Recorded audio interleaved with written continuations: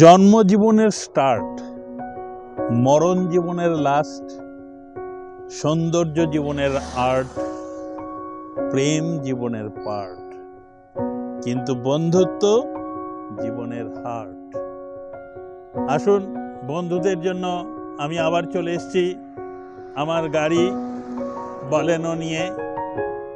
এটা 10 mile 12 mile ফরেস্টের কাছাকাছি, পুরোটাই ফরেস্ট এলাকা।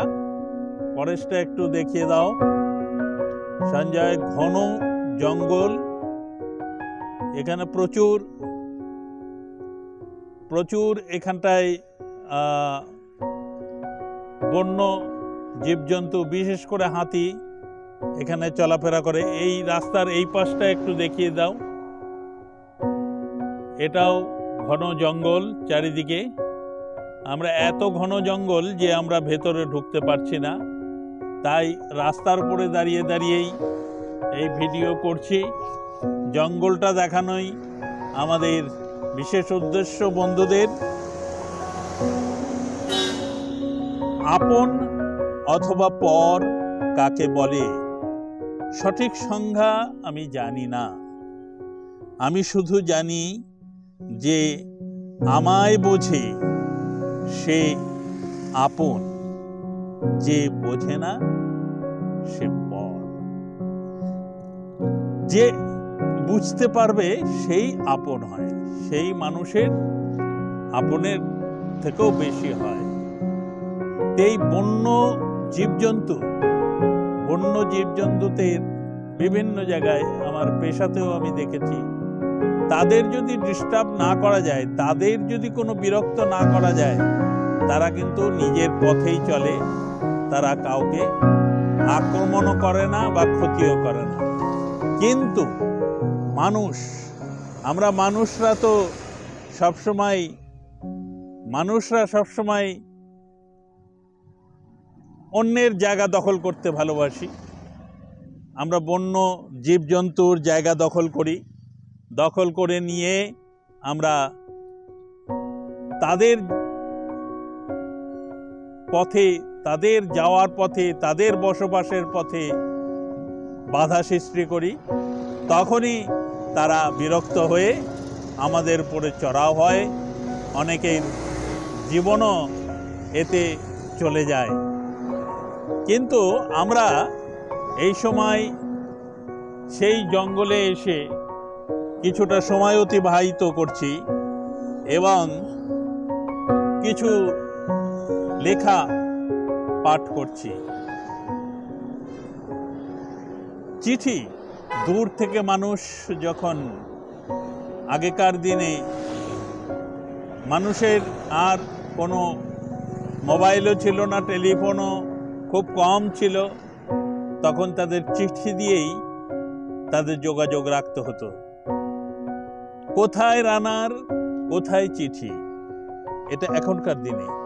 কোথায় রানার, কোথায় চিঠি, কোথায় গেল সেই ছেলেবেলা।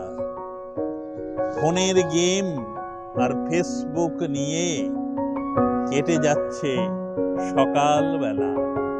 আমাদের সারাদিন ছেলেপেলেরা এই ফেসবুক, গেম এগুলো নিয়েই কাটাচ্ছে।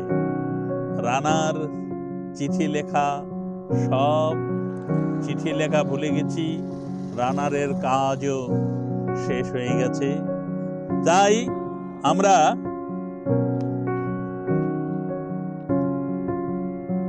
পশুদের ব্যাপারে যেটা বলছিলাম, লোভ যখন নিজের আয়ত্ত থাকবে ততক্ষণ সঠিক পথে চলবে, আর লোভ যখন তোমাকে গ্রাস করবে তখন তুমি ভুল পথে পরিচালিত হবে।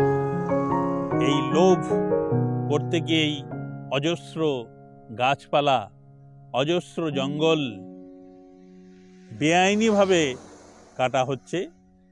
সেই জন্য পশুদের অসুবিধা হচ্ছে, সঙ্গে পরিবেশের সাম্যতাও বজায় থাকছে না।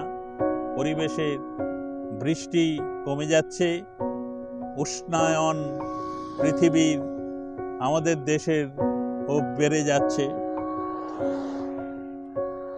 তাই আমরা এখানে একটু সবার সামনে এটাই বলি, জীবনে সমস্যার প্রয়োজন আছে, সমস্যা আছে বলেই সাফল্যের এত স্বাদ। সমস্যা তো থাকবেই, সেই সমস্যাকে অতিক্রম করে সাফল্য আনতে হবে।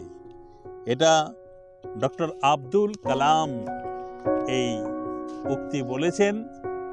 এরপরে আমি একটি খুব সুন্দর পরিবেশ, জঙ্গল, ঘন জঙ্গল, তার মধ্যে আমরা দাঁড়িয়ে কিছুটা সময় অতিবাহিত করছি। আমার গাড়ি নিয়ে আমি আজকে বেরিয়েছি এই উদ্দেশ্যেই, ঘোরার উদ্দেশ্যেই। একটি কবিতা কয়েক লাইনের আপনাদের শোনাই এই পরিবেশে। কখন যেন মেট্রো হেলো, ডবল ডেকার হারিয়ে গেল, এরই মাঝে চোখ রাঙিয়ে টেলিভিশন রঙিন হলো।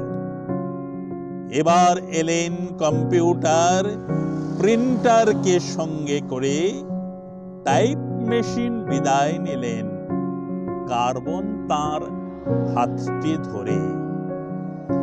ফাটিয়ে কুঁজো আরো এলো, উঠলো টিভি দেয়াল বেয়ে, গ্যাসের উনুন সেও পুরনো, ভাত ফুটছে শব্দ দিয়ে। বড়ই মজা স্কুলিতে, নো কানমলা বেতের বাড়ি, পড়ুয়াদের গোসা হলেই টিচাররা সব থরহরি।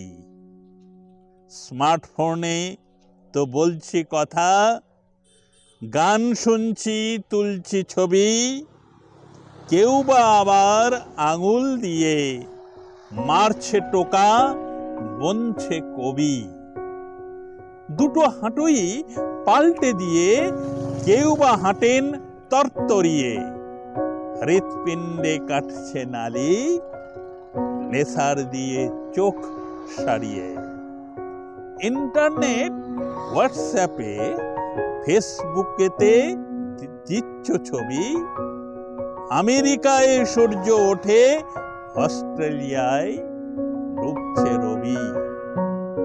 আরো কত লিখবো বলো, কত কিছুর সাক্ষী হলাম, স্কুলের গেটে হজমি চেটে, কেএফসিতে মুরগি খেলাম।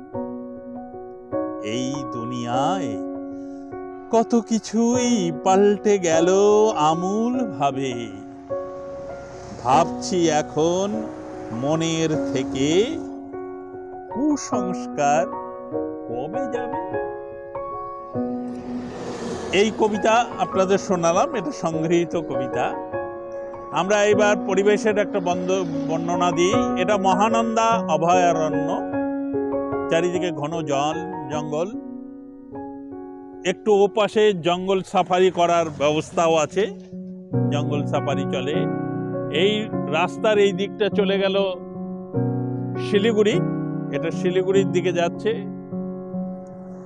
আর এই দিকে রাস্তা চলে গেল মংপং, সেবক, সিকিম এবং কালিম্পং এর দিকে।